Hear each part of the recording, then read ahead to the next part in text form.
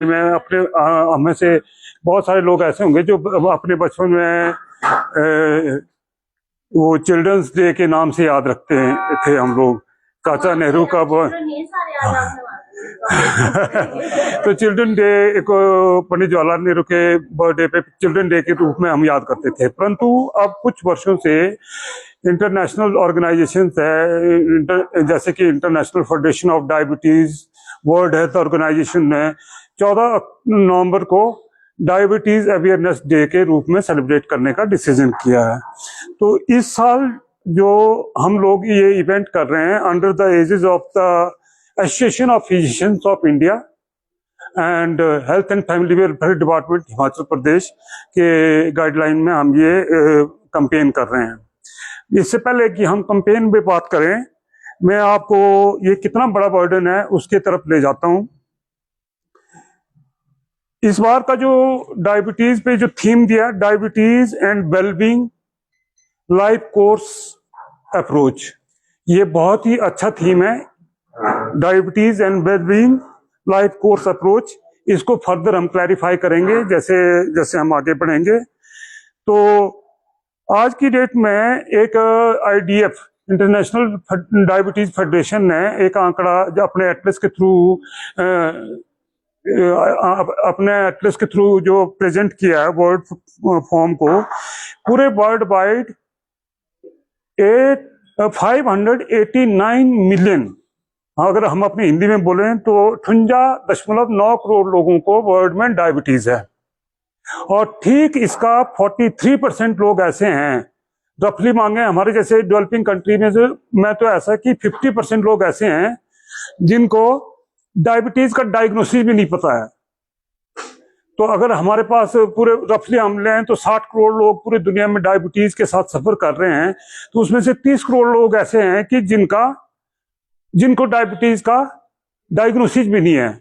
अब जब डायग्नोसिस नहीं है मतलब प्रॉब्लम का पता नहीं है, पर ऐसा नहीं है कि प्रॉब्लम का पता नहीं है तो वो लोग हॉस्पिटल नहीं लैंड करेंगे। क्यों? क्योंकि वो ट्रीटमेंट नहीं करवा पा रहे हैं, उनका शुगर कभी कंट्रोल नहीं हो रहा है, उनका कोलेस्ट्रॉल कंट्रोल में नहीं है, वो अपनी केयर नहीं कर रहे हैं, इसके बारे में अवेयर नहीं है, तो उनमें रैपिड कॉम्प्लिकेशन डेवलप हो रही हैं and they land up in the hospital with the big complications.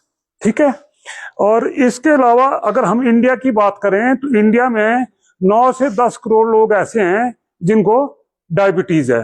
9 से 10 crore, 90 to 100 million people. And again same, मेरा तो स्ट्रॉन्ग बिलीफ है कि मोर देन 50% बोलें तो 15 करोड़ लोग टोटल डायबिटिक हो जाते हैं, पर जिसमें से 5 करोड़ लोग ऐसे हैं जिनका डायग्नोसिस ही नहीं पता है। ये जो अनडायग्नोज्ड पेशेंट है जो कभी ट्रीटमेंट नहीं लेते हैं, तो ये सीधे कॉम्प्लिकेशन के साथ लैंड करते हैं हॉस्पिटल में। कॉम्प्लिकेशन क्या होगा? या तो ये अचानक बेहोश हो चुके होंगे, इनको स्ट्रोक पड़ गया होगा, या हार्ट अटैक पड़ गया होगा, या इनकी किडनी खराब होने की वजह से पेशाब नहीं बन पा रहा तो उल्टियां करते हुए हॉस्पिटल में दाखिल हो गए हैं, या इनके आंख का पर्दा खराब हो गया है, या इनकी टांग में बाजू में कहीं ऐसा जख्म हो गया जो हील नहीं हो रहा है, तब जाके वो हॉस्पिटल में लैंड करते हैं।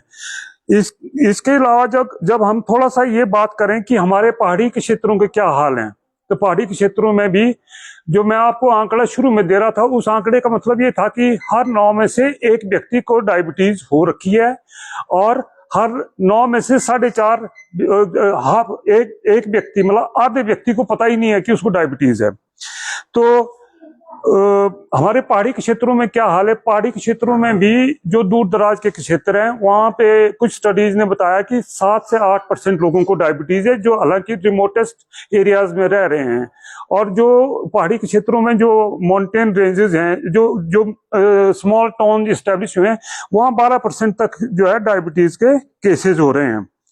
और आज के दिन को क्यों वर्ल्ड डायबिटीज डे के रूप में सेलिब्रेट करते हैं? तो उसका सिंपल रीजन ये था कि सर फ्रेडरिक बेंटिंग थे और उनके को साइंटिस्ट थे चार्ल्स वेस्ट। उन्होंने 1921 में फर्स्ट टाइम इंसुलिन की डिस्कवरी की थी। 1921 में। तो 1921 से पहले आप सोचिए कि क्या दिशा होती होगी लोगों की। तो जो हिस्टोरिकली जो लिटरेचर हम खंगालते हैं तो उसमें ये मिलता कि उस टाइम 1921 से पहले ये स्थिति थी, अगर किसी को बोल दिया जाए कि आपको डायबिटीज हो गई है, तो it used to be something like pronouncing a death sentence, because treatment कोई था नहीं। तो डाइट से जो हम मतलब अनसाइंटिफिक तरीके से एडवाइज करते रहते थे, तो उससे ये होता था कि कोई कुछ एडवाइज कर रहा है, कोई कुछ एडवाइज कर रहा है। एक तो डायग्नोसिस बनाना ही मुश्किल होता था, बन भी जाए तो अगर एस्टैब्लिश हो जाए कि डायबिटीज है तो 7-6 महीने के अंदर उस व्यक्ति की मृत्यु हो जाती थी। तो this was such a big discovery of the insulin. इसकी बहुत लंबी स्टोरी है, उसमें नहीं जाना चाहूंगा मैं। Let us move further. And इस साल का जो थीम है, आप लोगों को जो थीम मैंने थोड़ी देर पहले बताया था कि diabetes wellbeing and life course approach, ये दो वर्ड जो है, ये जो थीम है, ये बहुत ही इंपॉर्टेंट थीम है। ये क्यों इंपॉर्टेंट थीम है, ये इस बारे में बाद में डिटेल करेंगे। इसमें इंपॉर्टेंट चीज जो है, हमारी वर्क प्लेस पे इसके टॉक करना, इसके बारे में अवेयरनेस स्प्रेड करना। जो डायबिटिक पेशेंट है उसके लिए sportive, not sportive in a sense कि उसको मतलब उसके साथ कोई ऐसे नेगेटिव वाइब्स उस पे ना जाएं, वो डिस्ट्रेस में ना जाए, उससे बचाना है उसको। तो हम लोगों को हेल्दी अपने जो जहां पे भी हम खान पान करते हैं, वो जो कंटीन जहां जो है, उस कंटीन को किसी तरह से हर तरीके से हेल्दी बनाने की कोशिश करनी चाहिए। और वर्क प्लेस पे जब आप बहुत बिजी होते हैं तो आप बीच बीच में आपने टाइम आउट लेना है, अपने आप को रीएक्टिव करना है और रिक्रिएट करके दोबारा से एनर्जाइज होके फिर से उस काम को करना है। ऐसा है सुबह से शाम तक कंटिन्यूसली अगर टेबल पे बैठ के काम कर रहे हैं तो काम की एफिशिएंसी शाम तक लो हो जाती है, बिल्कुल डाउन चले जाती है। कुछ कंट्रीज तो ब्रेक लेके even half an hour nap के लिए भी एडवाइज कर रही है। तो हम लोग एटलीस्ट अपने आप को इंटरमिटेंट ब्रेक देकर थोड़ा सा फिजिकली वॉक करके, या कोई छोटा मोटा गेम है, टेबल टेनिस है, थोड़ा एक सेट खेल के वापस अपने काम पे आते तो उतनी ही एफिशिएंसी से हम उस काम को जल्दी से कर पाते हैं। इसके अलावा अब जो पेशेंट है उनका पीरियोडिक ग्लूकोज की मॉनिटरिंग करनी होगी। हर किसी को अपना ब्लड प्रेशर 130/80 से नीचे रखना है, कोलेस्ट्रॉल को कंट्रोल में करना है, और स्ट्रेस मैनेजमेंट करना है। स्ट्रेस को मैनेजमेंट आप वॉक करके, मेडिटेशन करके, स्ट्रेस रिलीव करके, काउंसलिंग करके स्ट्रेस को हमेशा ही काउंटर करना है। Stress is a independent big factor to start with diabetes, ठीक है। और हेल्दी वर्क फोर्स होएगी किसी कंट्री की तो वो जो है प्रोडक्टिव भी होएगी। जो भी काम करेंगे अगर वो हेल्दी है, उसके सिक डेज कम है, तो नेचुरली ज्यादा प्रोडक्टिव होएगा और इस देश की प्रोग्रेस में अपनी कंट्रीब्यूशन दे पाएगा, इस देश की जीडीपी में कंट्रीब्यूशन दे पाएगा। अगर अनहेल्दी होगा, अनहैप्पी होगा, तो वो मेरे को नहीं लगता कि वो किस तरह से देश की जीडीपी में कंट्रीब्यूट कर पाएगा।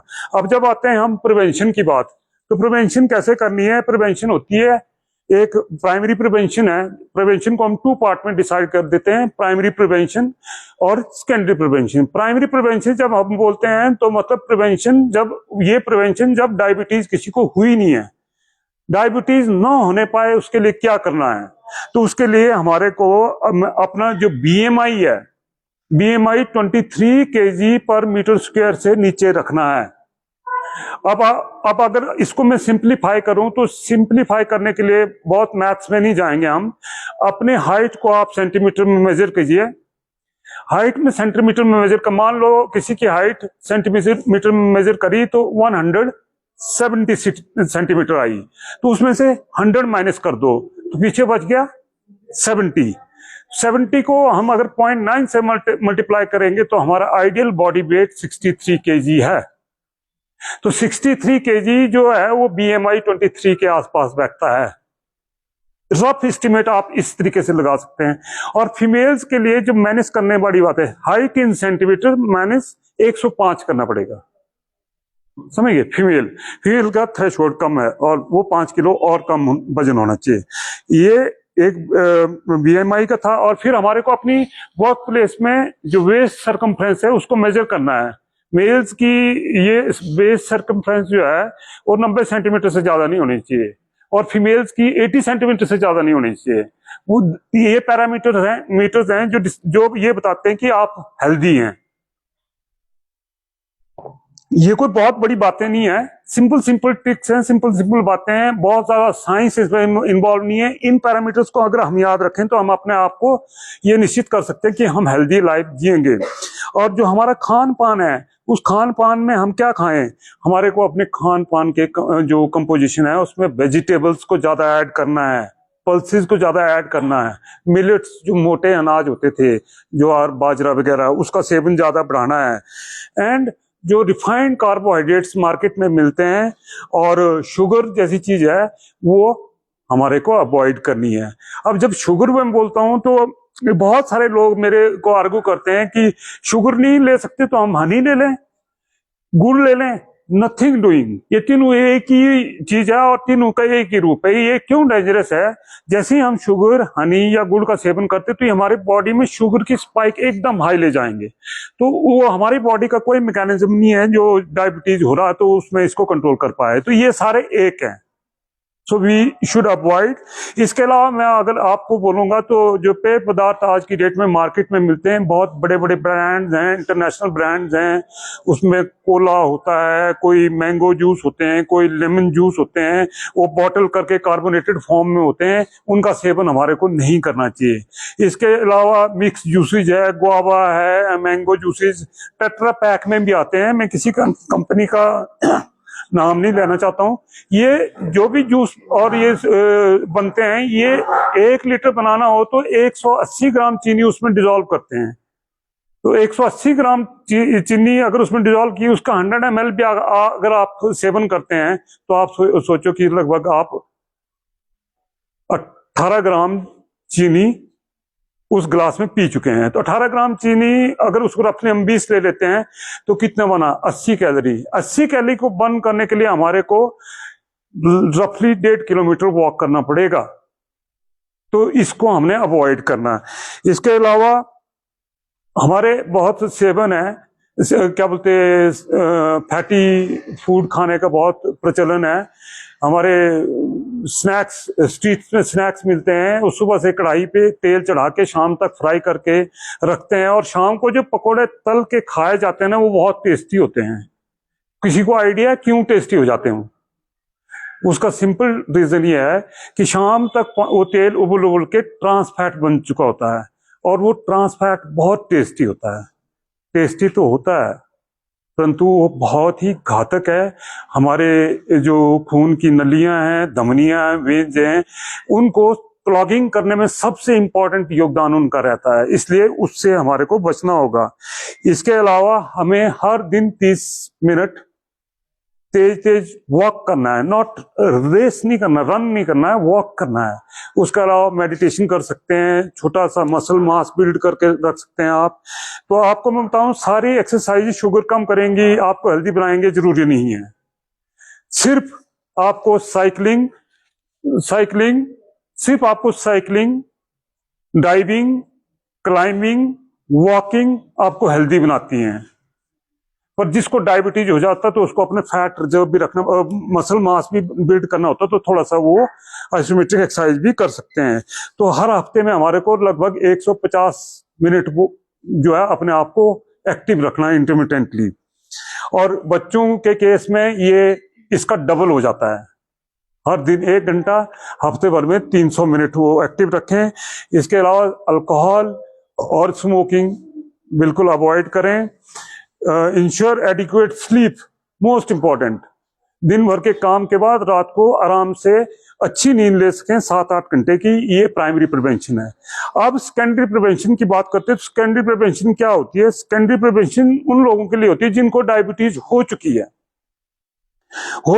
तो फिर उनके लिए हमारे को पैरामीटर्स निर्धारित किए हैं।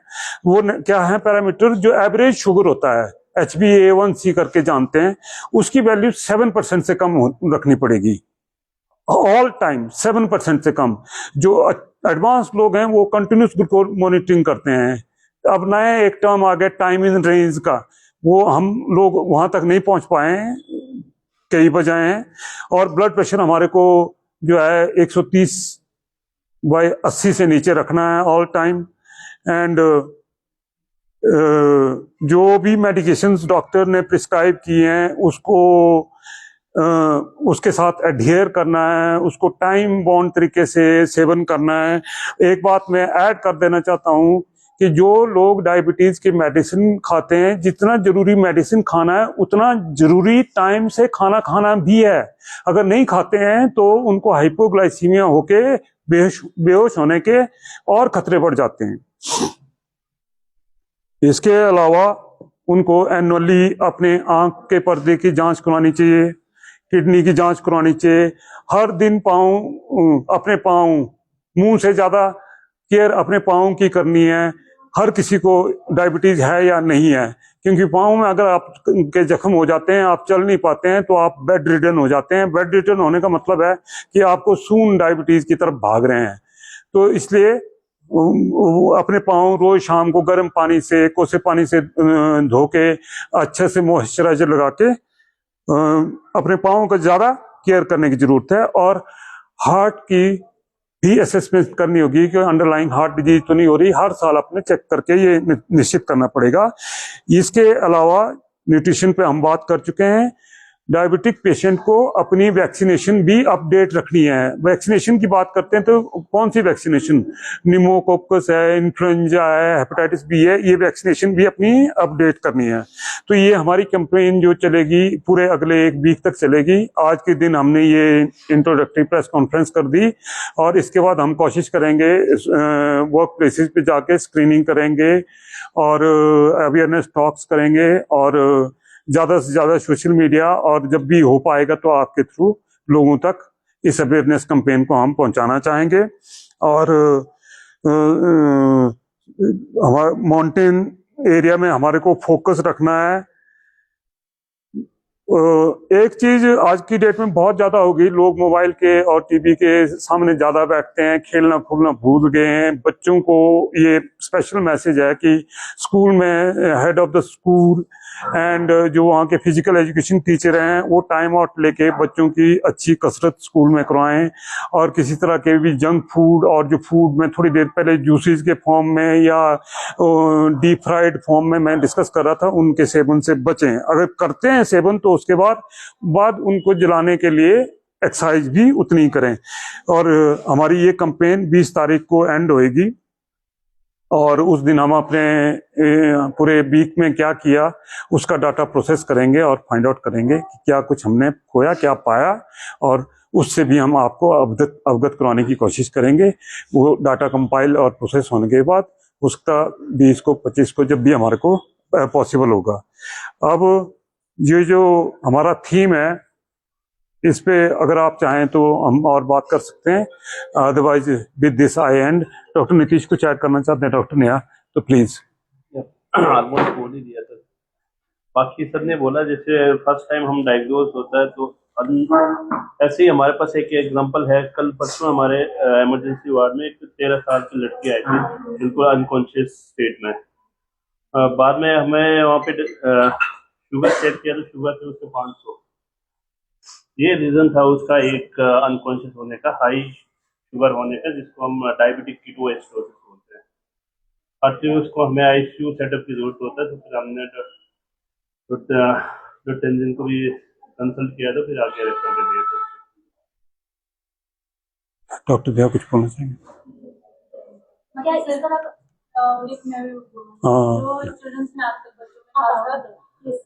इधर आ जाओ।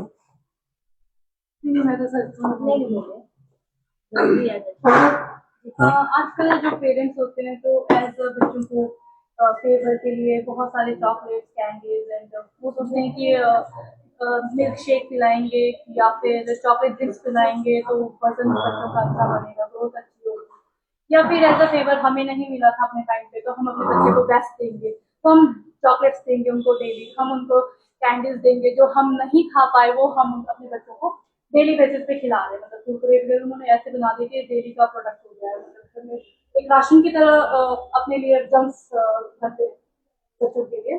तो मेरे ख्याल से जो ये बेस बना रहे हैं हम, वो बेस ही हमारा खराब है, क्योंकि 30s में अभी जैसे सर बोल रहे कि 13 ईयर्स ऑफ एज में डायबिटीज आ रहा है या 20 ईयर्स में डायबिटीज हो जा रही है। तो अर्ली एज में डायबिटीज होना is one of the reason की जो पेरेंट्स की जो अभी डाइटरी जो बच्चों के लिए जो डाइट है वो हेल्दी नहीं है। वो उनको थोड़ा सा इस पे भी थोड़ा ध्यान देना चाहिए बच्चों की डाइट पे, और जो जंक फूड है उसे अवॉइड करना चाहिए अर्ली एज में। अर्ली एज में अगर आप इंटरवीन करते हो, जैसे बोलते हैं कि एक और कंसेप्ट है हमारा 6 मंथ्स टू 1 ईयर तक शुगर एंड जो सॉल्ट है वो बच्चों को रिकमेंडेड नहीं करते। वो उसका रीजन यही है कि जो अर्ली ऑनसेट ऑफ डायबिटीज को हम जो प्रिवेंट कर सकते हैं वो उसी लेवल पे ही स्टार्ट हो जाता है, 6 मंथ्स ऑनवर्ड ही स्टार्ट होता है। तो जितना हम अवॉइड कर सकते हैं शुगर को अर्ली इंट्रोड्यूस करने के लिए, उतना लॉन्ग टर्म में बच्चे को बेनिफिशियल होता है। फर्स्ट पेरेंट्स को लगता है कि ये तो डॉक्टर्स क्या बात कर रहे हैं, फालतू की बात है, 6 मंथ्स में बच्चे को शुगर दे देंगे तो क्या हो जाएगा, उनको शुगर कोई हो जाएगा। बट वो इफेक्ट जो होता है वो लॉन्ग टर्म में दिखता है। अब 30 ईयर्स में अब जो बच्चे हैं वो 30 ईयर्स में डायबिटिक हो रहे हैं, पर उनकी मदर को किसी ने ट्रेस नहीं किया होगा कि आपने शुगर कब से देना शुरू किया, या डेली आप कितना शुगर देते हो, आप कितना जंक खिलाते हो। तो वो लॉन्ग टर्म में दिखाई देगा, वो आपको ऐसे शॉर्ट टर्म में दिखने वाली चीज नहीं है डायबिटीज। ये कोई ऐसा एक्यूट कंडीशन नहीं है जो एकदम आपको फीवर आ जाएगा, जैसे फीवर आ गया डायबिटीज हो गया, ऐसे नहीं होगी। ये लॉन्ग टर्म में दिखाई देगा। तो वही है जो प्रोसेस फूड है, जो बाहर के जंक फूड है, और जो शुगर जितना अवॉइड कर सकते हैं बच्चों में अर्ली एज में, तो उतना बेनिफिट उनको लॉन्ग टर्म में दिखाई देगा। बिल्कुल बिल्कुल, थैंक यू। बच्चों को क्या करेंगे आप? देखो 6 मंथ से 1 ईयर तक जितना अवॉइड कर सकते हैं, तो शुगर और सॉल्ट इंट्रोड्यूस नहीं करना है 6 मंथ्स टू 1 ईयर में। आफ्टर दैट आप शुगर एंड सॉल्ट इंट्रोड्यूस कर सकते हो, बट क्वांटिटी प्लीज कम रखना। ऐसे नहीं कि डेली मतलब चॉकलेट खिला दिया। जैसे जो कोल्ड ड्रिंक्स होते हैं, सर ने अभी बोला था कि एक कोल्ड ड्रिंक में इतना शुगर होता है, तो 14 ईयर्स बिलो जो बच्चों में कोल्ड ड्रिंक्स हम रिकमेंड ही नहीं करते। उनको कोई कोल्ड ड्रिंक, कोई कैफिनेटेड ड्रिंक्स नहीं देना चाहिए 14 बिलो। पर क्या होता है आजकल के, देखो 4-5 ईयर्स के बच्चों को भी सबने ड्यू की बॉटल पकड़ाई होती है ना। तो वो जो अर्ली इंट्रोड्यूस हम जो कर रहे हैं जंक्स की, और जितनी क्वांटिटी है वो बहुत रॉन्ग है। जैसे मैगी को मतलब नॉर्मल फूड बनाया हुआ है। ब्रांड के नाम मतलब, हाँ, मतलब जो जैसे नूडल्स हैं, नूडल्स को ऐसे नॉर्मल फूड बनाया हुआ है, तो ऑल्टरनेटिव यूज करना चाहिए उसका। घर में बना हुआ, आप घर में बना के नूडल्स, आटे का नूडल्स बना के खुद ही बना सकते हैं, ठीक है। तो हेल्दी ऑल्टरनेटिव ढूंढना पड़ेगा पेरेंट्स को, हेल्दी फूड हैबिट्स बच्चों में डेवलप करनी पड़ेगी। डॉक्टर साहब, एक हमने देखा कि जैसे शुगर पेशेंट है, कुछ और ये जो टैबलेट्स आती है जान में चाय वगैरह में डालते, क्या वो ठीक है या फिर नहीं, वो शुगर का मतलब कि वो एक केमिकल है, ठीक है। जो लोग बिल्कुल ये है कि भाई हमारे जीव को मिठाई चखना है तो वो उसका सेवन करते हैं। अदरवाइज मैं आपको एक सिंपल सी बात बताता हूँ। जो हम चाय पीते हैं, ग्रीन टी है, दूसरी टी में एंटीऑक्सीडेंट्स होते हैं, तो उसको तो एज पर गाइडलाइन तो उसको बॉयल भी नहीं करना, हमने गर्म पानी में डालनी है और 3 से 4 मिनट वो चाय उसमें रहने देनी है, फिल्टर करके उस पानी को पीना है। वो एंटीऑक्सीडेंट लेने और फ्लूइड लेने का एक तरीका है। पर हम क्या करते हैं, उसमें शुगर ऐड करते हैं, खूब सारी उस पत्ती को, चाय पत्ती को उबालेंगे, उसके बाद पीना चाहते हैं। वो कतई अच्छा तरीका नहीं है। तरीका तो यही है कि बॉयल करो, उसके बाद साइड में निकालो, उसमें आप चाय पत्ती ऐड करो, ग्रीन टी है चाहे आपकी दूसरी टी है, उसमें ऐड करो, एंड उसके बाद उसको फिल्टर करके आप 3 मिनट 4 मिनट के बाद फिल्टर करके उसको सेवन करें, और शुगर ना ऐड करें। हमारे को एंटीऑक्सीडेंट्स के लिए चाय पीनी है, वो हमने शुगर के लिए थोड़ी नहीं पीनी है। हम लोगों ने इसको गलत बना दिया, उसमें खूब सारा दूध डालेंगे, मलाई मार के, खूब चीनी डाल के फिर बनाएंगे। डॉक्टर ने पेशेंट जैसे बताया कि 13 साल की बच्ची को, तो क्या इस तरह का कोई और आंकड़ा भी है? नहीं, ये तो रूटीन है, ये कॉमन। एक एग्जांपल दे रहा है। ये बच्चे बेसिकली आज का जो मेन फोकस है, आप लोगों को एक क्वेश्चन मैंने दिया था, मेन फोकस ये है कि हम लोग टाइप 2 डायबिटीज की कैंपेन आज कर रहे हैं, क्योंकि ये मेटाबॉलिक हमारे लाइफस्टाइल एसोसिएटेड डिजीज है, ठीक है।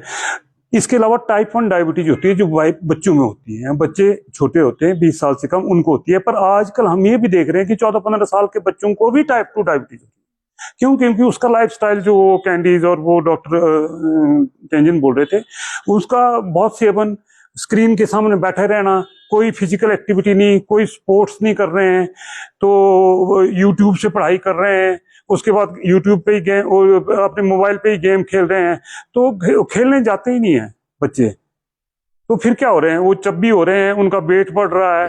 तो जैसे ही वेट बढ़ता है, फैट हमारे बॉडी में अकमुलेट होने लगता है। शुरू में वो स्किन के नीचे अकमुलेट होता है, तो बच्चा चब्बी दिखने लगता है। धीरे धीरे वो अंदर जाता है, हमारे लीवर के बाहर से अकमुलेट हो जाएगा, पेनक्रियाज के, इंटेस्टाइन्स में, जो भी ऑर्गन सिस्टम है, तो उसको हम विसरल फैट बनते हैं, फिर तो बाहर को निकल आती है पेट। सर यूट्यूब की आपने बात की, हम देखते हैं बहुत से लोग जब यूट्यूब का इस्तेमाल करते हैं तो हेल्थ की जानकारी भी सही वो अच्छी बात है, वो अच्छी बात है, बट इंटायर कोर्स आप वहां से ले, जो सही जानकारी वो इम्पोर्टेंट है ना। अब भ्रांतियां बहुत हैं, उसका क्या करेंगे? वो बच्चे को तो नहीं समझ है कि कौन सा लॉजिकल है, कौन सा मैटर साइंटिफिक है, कौन व्यक्ति क्वालिफाइड है ये स्टेटमेंट इश्यू करने के लिए। इंपॉर्टेंट चीज है ना। हर कोई हर कुछ बोलेगा, कई तो जड़ी बूटियों से डायबिटीज का इलाज कर रहे हैं, जो पॉसिबल नहीं है। हाँ? और वैसे भी जैसे जो जो स्क्रीन टाइम है वो बिलो 2 इयर्स तो रिकमेंडेड ही नहीं है, 0 स्क्रीन टाइम होना चाहिए। बट जो ज्यादा एडिक्टेड है, देखना 2 इयर्स के बच्चे स्क्रॉल करना सीख रहे हैं आजकल उनको पता है कि कैसे नेक्स्ट लेवल चलाना है। तो ये एडिक्शन तो जो पेरेंट्स ने ही गलत किया है बच्चों में, तो पेरेंट्स के लिए ज्यादा वो है कि अवेयर रहो और थोड़ा स्क्रीन टाइम मिनिमाइज करो। आफ्टर 2 इयर्स भी जब आप स्क्रीन टाइम दे रहे हो तो 1 आवर्स का स्क्रीन टाइम होना चाहिए, और बेटर है कि आप टीवी में स्क्रीन टाइम कराओ rather देन मोबाइल में। मोबाइल और जो भी कंटेंट आप बच्चे को दिखा रहे हो वो मॉनिटर होना चाहिए अपने सामने कि आप क्या दिखा रहे हो। हर कुछ रैश मत दिखाया करो, तो हर कुछ दिखाओगे तो फिर बच्चों में उसका इफेक्ट नेगेटिव आएगा।